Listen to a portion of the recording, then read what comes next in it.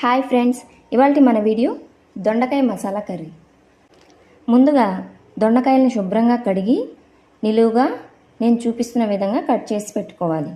తర్వాత ఒక ప్యాన్లో ఆయిల్ వేసి కొంచెం వేడెక్కాక ఈ దొండకాయలను వేసి వేపుకోవాలి. కొంచెం సాల్ట్ వేసి వేపితే త్వరగా దొండకాయలు వేగుతాయి.